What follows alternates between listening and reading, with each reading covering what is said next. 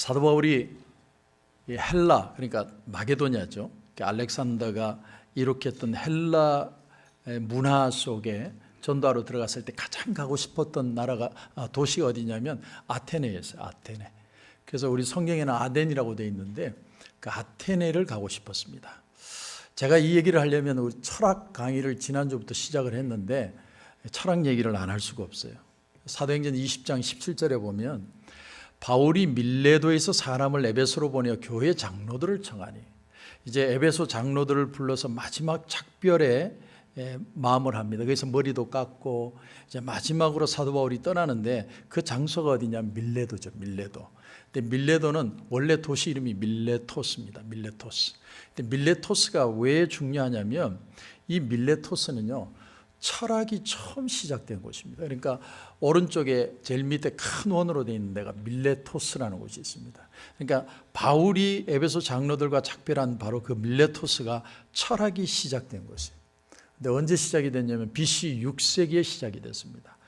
BC 6세기에 이 세상은 어떤 일이 있었느냐?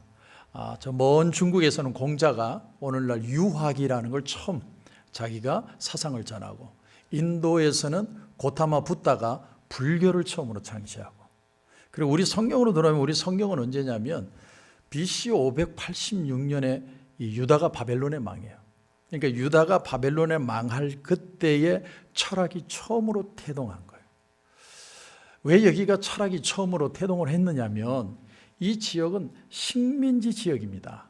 그러니까 이 로마 군인들이 있는, 또 세계 패권을 잡고 있는 사람들이 있는 게 아니라 식민지예요. 그래서 그 사람들이 막 열심히 일하니까 공업도 발달하고, 또 배로 해상 무역을 하다 보니까 수많은 물물 교환이 일어나면서 세상의 지식들이 다 밀레토스로 들어오는 거예요. 그러니까 세상의 신지식들을 경험하면서 이 사람들이 처음으로 생각한 게 뭐냐면 이 세상은 도대체 어떻게 시작됐을까? 그리고 이 세상의 그 시작을 로고스라고 그러거든요. 이 세상을 돌리는 그 원리와 나는 어떤 관계가 있을까? 이걸 처음으로 생각한 게 철학이에요. 그럼 철학전에는 사람들이 어떻게 생각했냐? 그리스 신화에 물들어 있었어요. 제우스에 의해서 아폴로 신이나 아뎀이나 이런 아들, 딸 신들에 의해서 막 동화 같은 얘기를 하던 그런 시대를 살다가 인간이 처음으로 생각을 시작한 게 밀레토스에서 시작이 돼요. 그래서 이 학파를 밀레토스 학파라고 그럽니다. 근데 이 흐름이 이제 흘러가요. 어디로 가냐면 여러분 지도를 보면 왼쪽에 붉은 걸로 제가 또 타원형으로 그렸는데 거기가 철학이 두 번째로 시작이 돼요. 여기를 아티카 철학이라고 그래요. 그러니까 아티카, 밀레토스 다음에 아티카 철학이 되는데, 알렉산더가 세상을 지배하면서 마게도냐가 중심이 됐는데 그때 정말 철학이 가장 발전하는, 우리가 많이 들은 그 테스형, 소크라테스, 플라톤, 아리스토텔레스가 막 활동하는 그게 아티카 철학이에요. 이게 철학의 절정을 이루죠. 그래서 알렉산더 대왕의 스승이 누굽니까? 철학자 아리스토텔레스예요. 그렇게 해서 알렉산더가 사상의 배경을 잡게 되죠.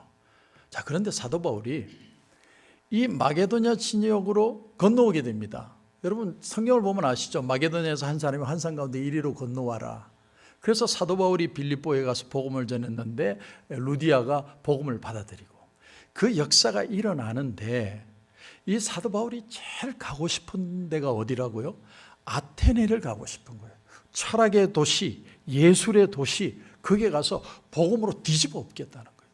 아이 야무진 생각을 가지고 아테네를 갔는데, 여러분 이걸 잘 아셔야 돼요. 사도 바울은 율법만 전공한 게 아니고요, 헬라 철학도 배운 사람이에요. 여러분 이 로마서나 고린도전서나 사도 바울의 서신을 보면 얼마나 철학적인 논리가 있는지 몰라요. 그러니까 철학의 조예가 깊은 사람이에요. 그래서 이 사람이 뭘 생각했냐면 예수 그리스도의 복음을 내가 논리적으로 얘기해서 너희들을 뒤집어 버리겠다 이거예요. 그게 아테네를 간 이유예요.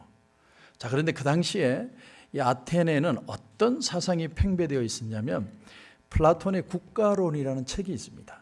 근데 이 책에 보면 7장에 동굴우상이 나와요. 동굴우상. 우리가 가끔 들어봤겠지만 이 동굴 안에 한 사람이 어릴 때부터 자랄 때까지 계속 머리끝에서 발끝까지 다 묶여 있는 거예요. 전혀 움직이질 못해.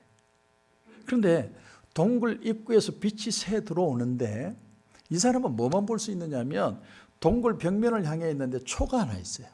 그런데 그 초를 통해 동굴에 사람이 밖에서 지나가고 동물도 지나가고 다 지나가는 게 그림자만 보이는 거예요. 그러니까 이 사람은 평생을 꼼짝달짝 못하고 그냥 벽만 보고 있는데 그림자를 보면서 그림자가 진짜라고 생각합니다. 근데 어느 날 이 쇠사슬이 다 풀렸어요. 왜 풀렸는지 몰라요. 그런데 그 플라톤의 동굴의 우상의 얘기를 보면 그 사람이 밖으로 나옵니다. 밖으로 나왔는데 가장 먼저 대한 것이 햇빛이죠. 햇빛. 그런데 막 눈이 부셔서 눈을 뜨지 못할 정도로 그걸 플라톤은 이데아 진실이라고 표현을 했어요. 그래서 진실을 맞닥뜨리고 나서 눈을 뜰 수 없을 정도로 너무 부신, 여기 강대상의 불빛도 얼마나 부신 줄 아세요? 제가 아닌 척하고 있지만 너무 부시거든요. 그런데 그 불빛을 느끼고 난 다음에 보니까 온 세상의 진짜 모습을 보게 된 거예요. 야, 맨날 동굴에서 그림자만 보다가 나와서 진짜 모습을 보고 우와, 세상이 이런 데구나. 근데 그 순간에 이 사람이 딱 무슨 생각이 들었냐면 동굴 안에는 수많은 사람들이 지금도 묶여 있다라는 거예요. 그래서 이 사람이 소명을 가지고 기쁜 소식을 가지고 동굴 속으로 다시 들어가요. 다시 들어가서 얘기하기를 여러분 저 밖에는 정말 진짜의 세계, 멋있는 세계가 있습니다. 여러분 우리 동굴 밖으로 나가야 됩니다. 그랬더니 사람들이 어떻게 반응하냐면 미친놈, 저놈이 나갔다 오더니 정신이 갔구나. 근데 그 스토리를 아테네 사람들은 이미 가지고 있는 거예요. 플라톤을 통해서. 저는 바울이 어떻게 설교했는지 모르겠지만 짐작은 가요. 왠 줄 아세요? 바울이 다메섹 도상에서 해보다도 밝은 빛을 만나잖아요. 그 빛을 통해서 눈이 멀었을 때 누구를 만나느냐면 실제의 존재인 예수님을 만나요. 그 예수님이 로고스란 말이에요. 그 예수님을 만난 감격이 너무 기쁜 거예요. 근데 그 기쁨을 플라톤의 동굴의 우상을 빗대어서 아테네 사람들에게 설명을 한 거예요. 이게 바로 예수다. 너가 예수 믿을래 안 믿을래? 철학적으로 논리적으로 얘기했어요. 어떻게 됐을까요? 실패했습니다. 실패했어요. 다른 도시는 가서 교회가 다 세워졌는데 아테네만 유일하게 교회가 없어요. 사도 바울이 실패했어요. 왜 실패했을까? 왜 이렇게 논리적으로, 사도 바울은요 철학을 배운 사람이에요. 이렇게 논리적으로 내가 예수 그리스도를 전했는데 왜 실패했을까? 그 궁금증을 가지고 실패자의 인생으로 어디로 들어오냐면 고린도라는 도시로 와요. 그 고린도에서 고민하고 기도하면서 적은 게 고린도 전후서입니다. 그러니까 이 배경을 여러분이 아셔야 사도 바울이 왜 이 얘기를 하고 있는지를 알게 돼요. 그때 그가 깨달은 가장 중요한 핵심이 뭐냐면 복음은 설명하는 게 아니라 복음은 선포하는 것이다. 예수 그리스도의 복음은 선포하면, 사람이 논리로 얘기하면 사람들이 알아듣는 게 아니라 선포하면 성령께서 그들의 마음을 변화시키는 것이다. 루디아의 마음을 변화시켜서 빌립보의 변화의 역사가 일어난 것처럼 성령은 오늘도 사람의 실력이나 능력이 아니라 예수 복음의 능력으로 사람들을 변화시키고 있다. 그리고 적은 게 고린도전서예요. 바울은 실패자였습니다. 바울이 얼마나 실패했는지 고린도전서 2장 3절인가 보면 내가 두려워 떨었다고 그래요. 이 사람은요, 이 아람어도 잘하고 완벽하게 유대인 말도 잘하고 헬라 말도 완벽하게 잘하는 이중국어를 잘하는 사람이에요. 그리고 어릴 때부터 뭐 철학이든 율법이든 완전 퍼펙트하게 배운 사람이에요. 그런 사람이 아주 초라하게 변했어요. 초라하게 변했어요. 그런데 두 가지 사건 때문에 사도 바울은 다시 일어납니다. 사도행전 18장 9절에 보면 밤에 주께서 환상 가운데 바울에게 말씀하시되 두려워하지 말고 침묵하지 말고 말하라. 내가 너와 함께 있으며 어떤 사람도 너를 대적하여 해롭게 할 자가 없을 것이니 이는 이 성중에 내 백성이 많음이라. 사도 바울이 그때 깨달은 거예요. 나는 쫄짱 보고 나는 실패하고 나는 아무것도 아닌데 예수님께서 나와 함께 하신대. 예수님이 함께 하시면 복음은 능력이에요. 사도 바울이 그래서 다시 일어납니다. 그리고 어디로 들어갔느냐 하면 텐트 공장 공장장이었던 브리스길라 아굴라 부부가 있는 그 텐트 공장으로 들어가요. 왜냐하면 유대인들은 어릴 때부터 부모가 기술을 하나씩 가르쳐줘요. 근데 사도 바울은 뭘 하는 기술이 있냐면 텐트 꼬매는 기술이 있었어요. 근데 이 사람이 실패하니까, 예수 전하는 것도 두려우니까 그 속에 텐트 꼬매는 짭을 하기 위해서 파타임으로 들어간 거예요. 그런데 주님이 나와 함께 하신다는 그 음성을 듣고 브리스길라 아굴라 부부에게 복음을 전했는데, 선포했는데, 투박하게 말했는데 그들이 예수 믿고 변화되는 역사가 일어났어요. 이게 복음이라는 거예요. 여러분, 예수 그리스도의 복음은 투박해요. 아무것도 아닌 것 같은데, 근데 성령이 함께 하시면 역사가 반드시 일어난다. 그래서 18개월 동안을 고린도에 있으면서 복음을 전해서 세운 교회가 고린도 교회입니다. 그러고 난 뒤에 사도 바울이 어디로 가냐면 에베소로 가죠. 에베소에 가서 어디로 가요? 두란노로 갑니다. 두란노 서원에서 말씀을 전하기 시작해요.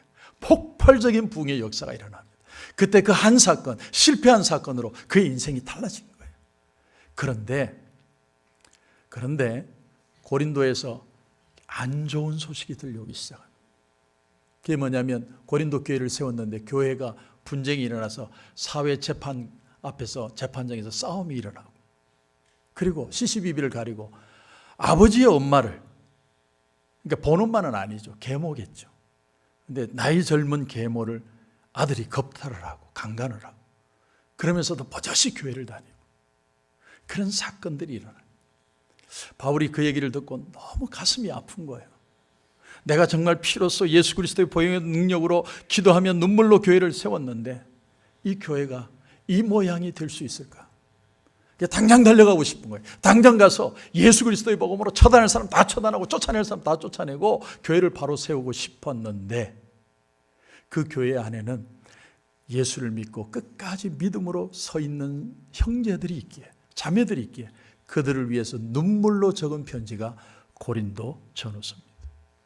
7장에 넘어가 보면 내가 너희를 아낀다, 이렇게 표현해요. 아낀다. 너무 아껴서 내가 너희들에게 가서 함부로 말하지 않는다. 그러면서 이제 사도 바울이 고린도 전서를 통해 도대체 우리가 구원받았다는 게 뭘까? 가장 중요한 얘기가 오늘 6장의 몸에 대한 얘기예요. 바디. 저와 여러분이 몸을 다 가지고 있잖아요. 어떤 분은 좋은 몸도 가지고, 저 같은 경우에는 배가 나온 몸도 가지고, 몸들이 다 틀린데 이 몸이라는 게 도대체 어떤 것이냐, 그것을 설명하는 게 오늘 본문 말씀입니다. 그 당시에 여러분 배경을 아셔야 돼요. 그 당시에는 어떤 헬라 철학의 배경이 있냐면, 영혼은 순결하지만 육신은 더러운 것이다라는 사고가 있었어요. 그래서 육신은요, 어차피 죽으면 썩어서 사라질 몸이기에 이 육신은 뭐 아무렇게나 살아도 된다는 거예요.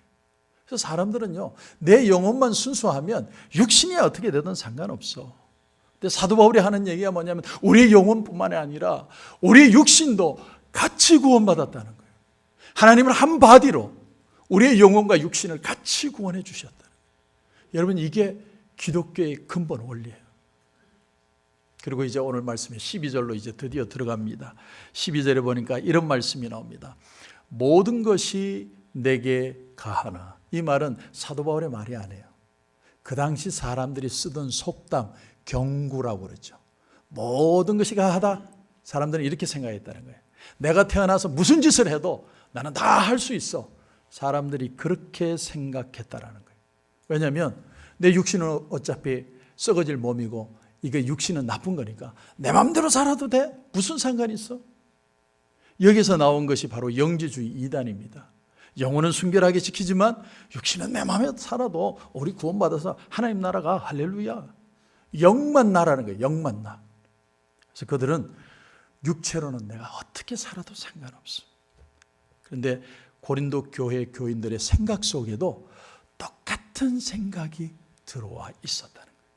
예수를 믿었지만 똑같이 세상 사람처럼 생각하고 사는 거예요. 제가 유튜브를 어느 날 보다가 참 놀란 게 있는데, 한국의 닥터들이 스와핑, 이제 부부를 바꿔서 섹스를 하는데 어떻게 하느냐면 아름아름 이렇게 광고를 낸대요. 남자는 몇 살이고 여자는 몇 살이고 자기들 사진, 알몸 사진도 다 올린대요. 의사들끼리. 그러면 비슷한 사람들이 있잖아요. 나이대가. 그러면 어느 장소에서 만나서 섹스만 하고 사라지는 거예요. 이게 이 사람들 헬라 철학의 후손들 아닐까요?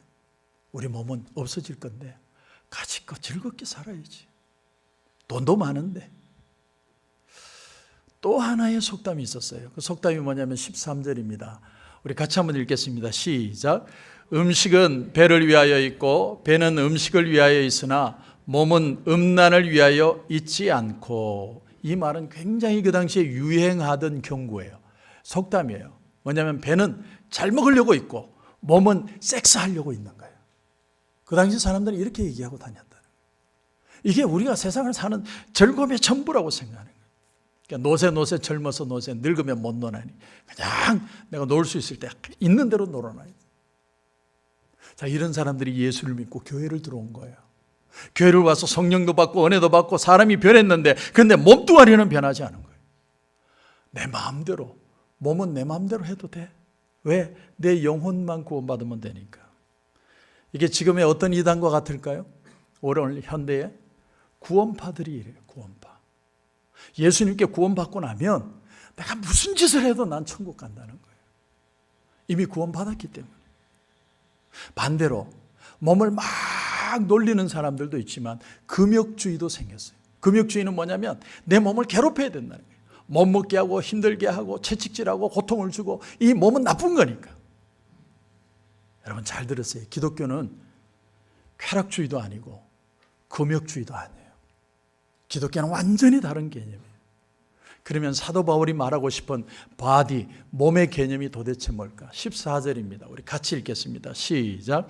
하나님이 주를 다시 살리셨고 또한 그의 권능으로 우리를 다시 살리시리라. 아멘. 갑자기 하나님이 주를 다시 살리셨다 이렇게 표현합니다. 이 살리셨다는 단어가 헬라어를 보면 과거 완료로 되어 있어요. 한 번 일어나는 것이고 이미 끝난 것이다라는 거예요. 주님의 바디를 다시 살려내셨다는 거예요. 근데 그 다음에 보니까 그의 권능으로 우리를 다시 살리시리라 미래로 되어 있어요. 우리가 예수님의 바디가 딱 살아난 것처럼 똑같이 우리 바디도 살아나게 될 것이다 이런 말이에요. 왜 모든 것이 가하나 이렇게 얘기하다가 음식은 배를 위하고 몸은 즐기기 위해서 사는 것이라고 하다가 갑자기 왜 부활의 얘기를 하고 있느냐. 여러분 잘 들으세요. 부활은 영혼만 부활하는 게 아니라 우리의 몸도 같이 부활하는 거예요. 여러분 구원은 우리의 영혼만 받는 게 아니라 몸도 같이 구원을 받는 거예요. 만약에 그 당시 사회 분위기처럼 영지주의자들이나 또는 일부 잘못된 마음에 대한 방종과 타락과 이해를 갖고 있던 사람들의 논리대로라면 몸은 어차피 썩어질 거고 나 인생 한 번 사는 건데 아이고 재밌게 살지. 그러나 사도 바울이 말하고 싶은 건 뭐냐면 우리의 바디도 구원받았다.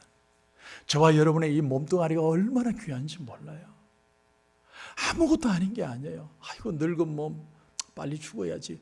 그렇게 하지 말라는 거예요. 예수님이 부활하심으로 우리에게 새 생명을 주는 것이 영혼뿐만 아니라 우리의 육신도 똑같이 살려낸다. 저는 제 몸에 대한 징크스가 있습니다. 여러분 이해하시고 들어주십시오. 가끔 제가 여름에 너무 더우니까 반바지를 입고 편안하게 우리 목사님들 만나게 되는 적이 있어요. 그럼 꼭 이런 말 하는 사람이 있어요. 이야, 저 장단지 봐라, 장단지. 저 허벅지 봐라. 와, 나는 어릴 때부터 그런 얘기를 들었기 때문에 너무 그 소리가 싫어요. 내 몸을 가지고 자꾸 얘기하는 게 너무 싫은 거예요. 제가 세상에서 제일 부러운 사람 남자들이 누군 줄 아세요? 꿀벅지를 가진 남자들이 아니고요. 다리가 늘씬하게 잘 빠진 남자들 보면 막 그 앞에 가면 내가 고개를 못 듭니다. 야, 참 하나님이 잘 만드셨다. 다리가 기니까 뭘 입어도 다 어울리는데 나는 옷 입을 때마다 신경 써야 돼요. 함부로 옷을 못 입어요. 헐렁한 옷도 못 입어. 왜? 굵으니까 다리가. 그러다가 이제 나이가 들면서 어느 날 이렇게 저를 봤더니 제가요, 물론 제가 통풍이 왔지만 제가요 단 거를 너무 좋아하거든요. 단 거. 예. 단 거를 너무 좋아해요. 단 거를. 제가 코스코에서 이만한 사탕을 언젠가 한번 사온 적이 있어요. 이 통 이래 된 거. 설교 준비를 하다가 막 한나절이 쉬는데 통에 사탕이 하나도 없는 거예요. 그걸 다 먹었어요. 아이고 다리야 이거 왜 이렇게 달지 그러면서 다 먹었어요. 근데 당이 없어요. 어떤 유튜브 보니까 의사들이 하도 썰이 많으니까 누가 맞는지 모르겠지만 허벅지가 굵으면 당이 안 걸린대. 야, 저는 오늘도 요즘도 얼마나 열심히 먹는지 몰라요. 먹는 것 같고 저는 반드시 시험 들어요. 먹는 자리 저 빼지 마세요. 제가 이 몸뚱아리 때문에 고민했는데 여러분이 이해를 해 주셔야 되는 게 왜 제가 당이 걸리면 안 되냐면 저는 통풍이 있기 때문에 당까지 걸리면 하나도 먹으면 안 돼요. 그냥 숨만 쉬다가 죽어야 돼요. 그러니까 하나님이 당은 안 걸리게 하신 거예요. 우리의 몸뚱아리가 참 부활의 몸이 됐는데 주님께서 우리의 몸이 얼마나 귀한지 모른다는 거예요. 여러분, 여러분의 몸을 이렇게 쓰다듬으면서 내 살들아 살아 좀 칭찬해 주시고 격려해 주셔야 돼요. 이 바디는 주님이 주신 거예요. 주님이 주신 거. 그래서 오늘 12절 다시 보시면 모든 것이 내게 가하나 다 유익한 것이 아니에요. 모든 것이 내게 가하나 내가 무엇에든지 얽매이지 아니하리라. 이 말이 무슨 말이냐면 나는 뭐든지 할 수 있어. 그런데 그럼에도 불구하고 다 유익하다는 걸 하지 않다는 걸 알기 때문에 하지 않는 것이다라는 거예요. 여러분 잘 들으세요. 그리스도인은 어떤 마음을 가지고 사는 사람이냐면 자연스러운 걸 따라가는 사람이 아니라 초자연적인 생활을 지향하는 사람이에요. 왜 살 수 있느냐면 예수님이 내 몸과 내 영혼을 살려주시기 때문에. 그래서 주님 안에서 가능하다는 거예요. 모든 것이 유익하다. 유익하다는 단어를 헬라어로 심페로라는 단어를 씁니다. 심페로라는 단어의 뜻이 뭐냐면 함께 지탱한다, 함께 운반한다 이런 뜻이에요. 무슨 말이냐? 나는 내 마음대로 살 수 있어요. 뭐 내 몸 내가 즐겁게 살 수 얼마나 있습니까? 뭐 내가 하고 싶은 대로 할 수 있죠. 그런데 심페로라는 단어의 뜻이 뭐냐면 나와 관계를 맺고 나와 함께하고 나와 지내는 가정, 내 교회, 내 직장, 나와 함께하는 사람이 있기 때문에 나는 안 할 수 있다. 그게 유익하다는 뜻이에요. 여러분, 우리가 이 세상을 누군가 함께 더불어 살아간다는 사실을 우리가 깨달으면요, 우리가 상대방과 더불어 살아가는 것이 그리스도인의 진짜 삶이라는 걸 발견하게 돼요. 나 혼자 마음대로 사는 게 아니에요. 주님이 우리를 동역자로 저와 여러분을 불러주셨습니다. 그래서 오늘 13절을 보면 몸은 음란을 위하여 있지 않고 오직 주를 위하여 있으며 주는 몸을 위하여 계시니라. 자, 여기 몸이라는 단어가 참 오늘 제가 헬라어를 좀 많이 하는데 왜냐하면 여러분이 의미를 아셔야 되기 때문에 여기에 몸이라는 헬라어는요 소마라는 단어예요. 소마. 그런데 일반적으로 육체, 바디를 얘기할 때는 사르크스라는 단어를 씁니다. 근데 이 소마라는 단어하고 사르크스라는 단어가 틀려요. 사르크스는 우리가 언젠가는 병들어서 죽고 썩어질 그 몸을 사르크스라고 합니다. 근데 지금 바울이 말하는 이 몸이라는 단어는 소마라는 단어로 되어 있어요. 소마라는 단어의 뜻이 뭐냐면 영혼을 지니고 있는, 영혼과 육체를 지닌 인격적인 존재를 말할 때 소마라고 그래요. 그러니까 예수 그리스도를 믿고 난 뒤에 저와 여러분의 바디는요 소마가 된 거예요. 소마. 사르크스가 아니에요. 썩어서 없어질 살이 아니라 하나님의 아름다운 인격체로 변화되었다는 거예요. 그래서 이제는 주님을 위해 살아야 된다는 거예요. 요한복음 11장에 보면 어느 날 나사로가 죽을 병이 걸렸습니다. 그래서 그 누이 동생 둘이 마르다 마리아가 예수님을 급하게 부릅니다. 예수님, 예수님, 우리 오빠가 죽게 됐어요. 제발 와서 우리 오빠 좀 살려주세요. 그랬더니 예수님이 뭐라고 얘기하시냐면 우리가 잘 아는 말씀, 이 병은 죽을 병이 아니라 하나님의 영광을 위함이요 하나님의 아들이 이로 말미암아 영광을 받게 하려 함이라. 지금 사람이 죽어가는데 여러분 한번 생각해 보세요. 예수님이 오면 살아날 것 같아. 근데 예수님이 오지는 않고 이건 하나님의 영광을 위한 것이다. 죽도록 내버려둬라. 얼마나 속상해요. 여러분 같으면 속 안 상하겠어요? 아, 목사님, 우리 지금 아버님이 지금 너무 위독하신데 목사님 와주세요. 지금 바로 갈게요. 그러놓고는 하루 종일 안 오는 거예요. 얼마나 속상하겠어요. 근데 예수님께서 나사로를 찾아왔는데 언제 왔냐면 나흘이 지나서 시체가 이미 썩고 있었다고 그랬어요. 썩고 있는데 와서 돌문을 치우게 하시고 나사로야 나오라. 그게 하나님의 영광을 위함이고 예수 그리스도의 영광을 위함이다. 이렇게 표현합니다. 이거 언뜻 잘못 들으면 어떻게 되느냐면 천지를 지신 하나님께서 미물에 지나지 않는 인간을 중병을 주시고 그리고는 죽은 뒤에 사흘 뒤에 살려내면서 봐, 내가 했지, 내가 예수야. 마치 사람 놀리는 것처럼 들려요. 아니 어떻게 예수님이 그렇게 할 수 있지? 살아있을 때 와서 살려줘야지. 죽고 난 뒤에 뭐가 소용이 있냐. 그런데 여러분, 이 병은 죽을 병이 아니라 하나님의 영광을 위함이다 라고 할 때 영광이라는 단어를 여러분 잘 이해하셔야 돼요. 영광이라는 단어가 헬라어로 독사라는 단어예요. 독사가 아니고 독사, 이게 영광입니다. 영광의 단어에는 세 가지 뜻이 있어요. 굉장히 깊은 뜻이 있습니다. 첫 번째는 뭐냐면 생각한다는 거예요. 여러분, 내가 병들거나 내가 지금 사업에 위험을 당하고 있으면 무슨 생각나요? 절망하고 좌절하고 낙심하고 아이고 이렇게 인생 끝나는구나. 우리 그렇게 생각하잖아요. 근데 그 생각이 넘어가요. 어떻게 해요? 난 아무것도 할 수 없어. 그 생각이 넘어가면 어떻게 되냐면 하나님을 생각하기 시작해요. 하나님은 내 인생을 왜 허락하셨을까? 나는 지금 죽을 몸인데 왜 하나님은 나를 이렇게 살려두실까? 그게 생각한다는 거예요. 생각이 바뀌는 게 영광이에요. 두 번째는 생각하되 하나님과 같이 생각하는 거예요. 여러분, 이건 무슨 뜻이냐면 하나님과 견해를 같이 한다는 거예요. 하나님께 영광 돌린다는 게 뭐냐? 하나님 이거 해주세요가 아니라 하나님 원하시는 게 뭐예요? 나는 하나님의 뜻대로 살기를 원합니다. 이게 하나님께 영광 돌리는 거예요.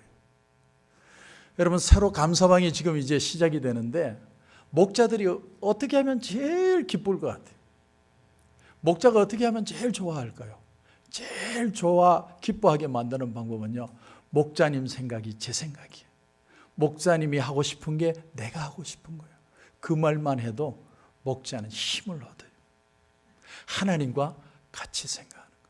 세 번째는 뭐냐면 영광이라는 단어는 하나님을 찬양한다는 뜻이에요. 여러분, 내가 하나님을 생각하기 시작하고 하나님과 같이 생각하기 시작하면 하나님이 역사하기 시작해요. 하나님이 역사하고 나면 우리는 하나님께 감사와 찬양을 드리게 합니다. 그게 바로 영광이라는 단어의 뜻입니다.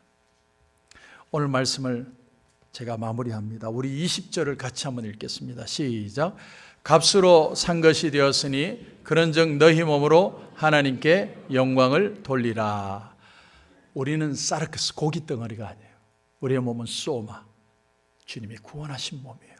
이제는 여러분의 삶이 하나님과 연합해야만 거룩한 존재로 살아갈 수 있습니다. 여러분 마음에 믿음을 가지십시오. 나는 이렇게 살다가 끝날 인생이야. 아니요. 우리는 이 세상에 사르크스가 아니에요. 소마야, 하나님의 귀한 몸으로 만들어 주실게요. 하나님, 내 몸으로 내 인생으로 하나님을 찬양하며 하나님과 동행하며 하나님 은혜 안에서 승리하게 하여 주옵소서. 이런 놀라운 은혜가 저와 여러분 가운데 다시 한번 일어나기를 주님의 이름으로 축원합니다. 기도하겠습니다.